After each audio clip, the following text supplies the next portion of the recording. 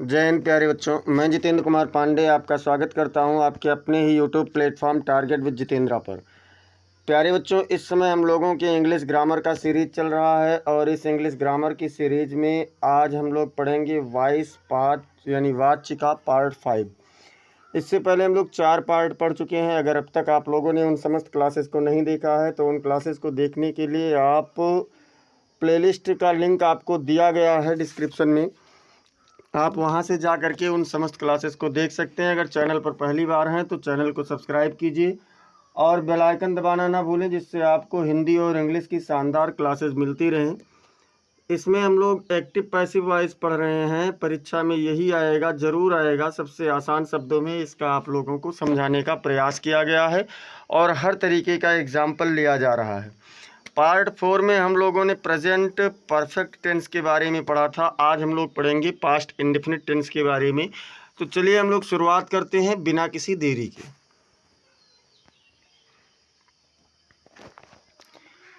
Past indefinite tense. Past indefinite tense के active voice में क्या होता है, वर्ब की सेकंड फॉर्म होती है या फिर डिड के साथ में वर्ब की फर्स्ट फॉर्म होती है। और इंग्लिश की मैं बात कर रहा हूँ। और हिंदी में अगर देखें तो वाक्य की क्रिया के अंत में ता था, ती थी, ते थे आते हैं। लेकिन जब हम पैसिव वॉइस में होते हैं तो क्या होता है, तो पैसिव पहचान में हिंदी में देख लीजिए, जिन हिंदी वाक्यों की क्रियाओं के अंत में आ ई ए की मात्रा के साथ जाता था, जाती थी, जाते थे, गया, गई, गए आदि शब्द आते हों, वह वाक्य पास्ट इंडेफिनिट टेंस के पैसिव वॉइस के अंतर्गत आते हैं। क्या क्या चीज़ें, तो क्रिया के अंत में आ ई ए की मात्रा हो, उसके बाद में जाता था, जाती थी, जाते थे आदि शब्द हों, अथवा गया, गई, गए आदि शब्द हों, तो वह वाक्य पास्ट इंडेफिनिट टेंस के पैसिव वॉइस के अंतर्गत आते हैं।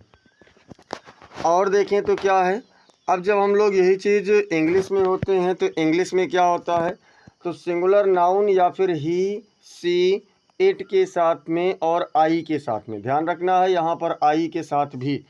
तो सिंगुलर नाउन या फिर ही, से, इट, आई के साथ में वाज का प्रयोग होगा और प्लूरल नाउन या फिर वी, यू, दे के साथ में वर का प्रयोग होगा। और वर्ब की थर्ड फॉर्म पैसिव वॉइस चाहे जो भी हो, चाहे जो भी टेंस हो, सब में थर्ड फॉर्म का ही प्रयोग होता है। तो इसमें भी थर्ड फॉर्म का प्रयोग होगा। पैसिव फार्मूला देख लीजिए, तो ऑब्जेक्ट लिखेंगे, उसके बाद में वाज या वर लिखेंगे, फिर वर्ब की थर्ड फॉर्म, फिर बाई लिख करके सब्जेक्ट और उसके बाद में अदर वर्ड। इस तरीके से ये हम लोगों का बनेगा। तो और चीज़ें क्या हैं इनके बारे में देखते हैं, इसके एग्जाम्पल्स के बारे में देखते हैं। तो एग्जाम्पल्स में देख लीजिए, एग्जाम्पल्स में है कि एक्टिव वॉइस का वाक्य द फिशरमैन काट फिश इन द रिवर, मतलब मछुआरे नदी में मछलियाँ पकड़ते थे। हम लोग क्या कहेंगे कि मछुआरे नदी में मछलियाँ पकड़ते थे। मैंने बताया था कि फिश का बहुवचन और एक वचन दोनों एक ही रूप होता है। अब अगर पैसिव बनाना है तो फिश लिखेंगे, क्योंकि मछुआरे हैं तो एक मछली नहीं पकड़ेंगे, मछुआरे बहुत सी मछलियां पकड़ेंगे, इसलिए यहाँ पर वर का प्रयोग करेंगे, बहुवचन माना जाएगा फिश। तो फिश वर काट, कैच का थर्ड फॉर्म भी काट होता है और सेकेंड फॉर्म भी काट होता है। By the fisherman in the river, यानी मछलियाँ मछुआरों के द्वारा नदी में पकड़ी जाती थी। और क्या होगा एक्टिव वॉइस में, दूसरा एग्जाम्पल देखें तो सी डिड नॉट कॉल मी, उसने मुझे नहीं बुलाया, या फिर वह मुझे नहीं बुलाती थी, दोनों हो जाएगा। अब अगर इसका पैसिव में देखेंगे तो क्या हो जाएगा, मी इधर है, आएगा इधर तो हो जाएगा आई, और आई के अनुसार लगेगा वाज, और नॉट हो जाएगा तो आई वाज नॉट, कॉल का थर्ड फॉर्म हो जाएगा कॉल्ड। देखिए डिड नॉट नहीं लगेगा, यहाँ पर वाज नॉट लगा, कॉल का थर्ड फॉर्म कॉल्ड, फिर बाई लिख करके सी का इधर क्या हो जाएगा, हर हो जाएगा। I was not called by her, मुझे उसके द्वारा नहीं बुलाया गया। और देखते हैं तो एक्टिव वॉइस में और में देख लीजिए कि क्या है, तो और में है कि ही नेवर डिस्टर्ब्ड मी, उसने मुझे कभी नहीं परेशान किया। क्या होगा कि उसने मुझे कभी नहीं परेशान किया, या फिर वह मुझे कभी परेशान नहीं करता था। नेवर वाले का आप लोग कंफ्यूज होंगे कि किसी दूसरे तरीके से बनेगा, तो नहीं, ऐसा कुछ नहीं है। मी इधर आएगा और आई हो जाएगा, वाज के बाद नेवर लग जाएगा। देखिए एक्टिव में जब पास्ट इंडेफिनिट में होते हैं तो नेवर लगता है और नेवर के साथ में सेकंड फॉर्म होता है, डिड नहीं लगता। लेकिन जब यही चीज़ हम लोग पैसिव में होते हैं तो पैसिव में सब वाज या वर लगता है। तो I was never disturbed by him, मैं उसके द्वारा कभी परेशान नहीं किया गया। और देखें एक्टिव में क्या है, did you beat him yesterday, क्या तुमने कल उसे पीटा। तो जब पैसिव बनेगा तो क्या हो जाएगा, वाज, जैसे यहाँ पर डिड पहले लगा है तो हिम के अनुसार यहाँ पर वाज पहले लग जाएगा, ही हो जाएगा और बीटन हो जाएगा। बीट का थर्ड फॉर्म बीटन, फिर बाई यू इधर जाएगा तो यू वही रह जाएगा, yesterday, was he beaten by you yesterday. और देखें एक्टिव में तो क्या है, why did you call me there, तुमने मुझे वहाँ क्यों पुकारा, तुमने मुझे वहाँ यहाँ क्यों बुलाया। अब जब पैसिव बनेगा तो व्हाई पहले है, व्हाई यहाँ भी पहले हो जाएगा। इसके बाद में आपका हेल्पिंग वर्ब है तो हेल्पिंग वर्ब मी के अनुसार यहाँ पर वाज होगा और ये आई हो जाएगा, यू इधर था तो इधर आई हो गया। कॉल का third form called by you here, मतलब मुझे तुम्हारे द्वारा यहाँ क्यों बुलाया गया। और देखते हैं तो और में क्या हो जाएगा, और में और एक्टिव वाइज में है कि did they not play cricket, क्या उन्होंने क्रिकेट नहीं खेला। अब इसका जब पैसिव बनेगा तो यहाँ पर डिड था तो क्रिकेट के अनुसार यहाँ पर वाज हो जाएगा, फिर cricket, was cricket not played by them, क्या हो जाएगा, was cricket not played by them. और एक्टिव में देखें तो क्या है, why did you not give me my money, तुमने मुझे मेरे रुपए क्यों नहीं दिए। पैसिव बनाएंगे तो व्हाई लिखिए।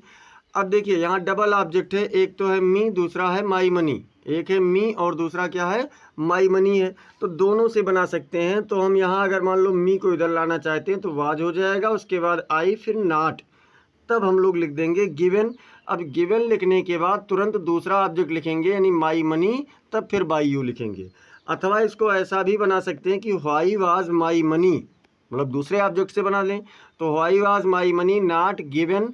अब दूसरा ऑब्जेक्ट जो होगा वो वर्ब के तुरंत बाद लिखने के बाद तब फिर बाई लगाएंगे, यू लगाएंगे, इसको ध्यान रखना है जब डबल ऑब्जेक्ट होगा तब।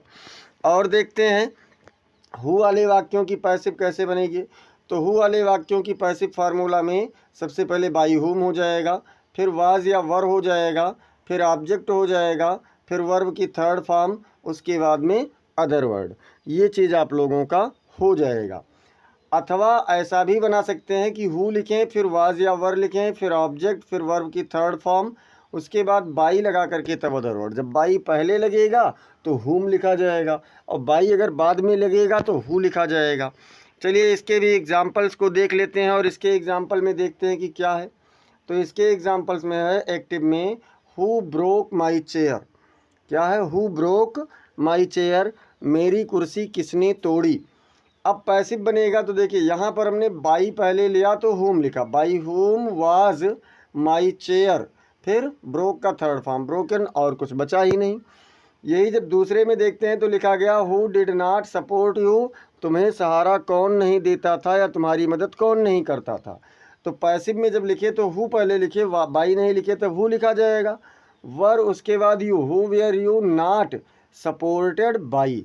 तो इस तरीके से ये हम लोगों का इंग्लिश में चेंज किया जाएगा। और अगर डायरेक्ट हिंदी में ही पैसिव में मिल जाए तो कैसे बनेगा, जैसे उसे यहाँ बुलाया गया, हम ऐसा भी कह सकते थे कि उसे यहाँ बुलाया जाता था। तो बुलाया गया वाक्य की क्रिया के अंत में आ ई ए की मात्रा के साथ गया गई गए मिला ना, तो बुलाया गया हो गया। अब क्या हो जाएगा, ही वाज कॉल्ड हियर, क्या हो जाएगा, ही वाज कॉल्ड हियर, यानी उसे यहाँ बुलाया गया। फिर क्या है, तुम्हें नहीं कहा गया, तो किसे नहीं कहा गया, तो तुम्हें, यानी तुम्हें नहीं कहा गया अर्थात यू वेयर नॉट सेड, अर्थात तुम्हें नहीं कहा गया। फिर क्या है, क्या तुम्हारे द्वारा मुझे बुलाया गया, तो इसका क्या हो जाएगा, देखिए क्या पहले लगा है यानी कि मुझे है ऑब्जेक्ट, तो इसका आई बनेगा, तो was I called by you. तो ये आप लोगों का इसका ट्रांसलेशन हुआ।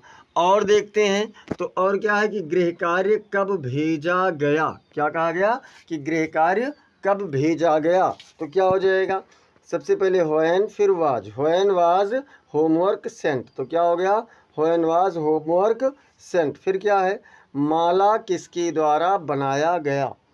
अब क्या होगा, तो सबसे पहले बाई होम लिखेंगे, जब किसके द्वारा होगा तो या फिर हु वाले से बनाएंगे तो बाई होम वाज, और गार्लैंड मतलब फूल की माला होता है, मेड हो जाएगा। तो क्या हो जाएगा, by home was garland made.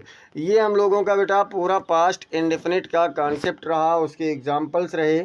ऐसे ही मज़ेदार शानदार क्लासेस को देखने के लिए चैनल को सब्सक्राइब करें और बेल आइकन दबाना ना भूलें।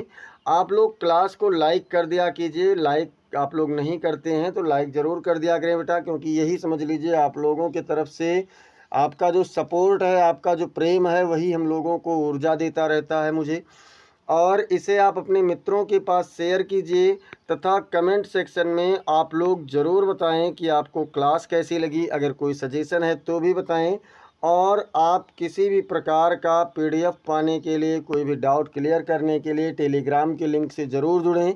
मिलते हैं फिर अभी शाम 7 बजे से आप लोगों से इंग्लिश में, इंटर के इंग्लिश के बुक के साथ में। तब तक के लिए जय हिंद, जय भारत।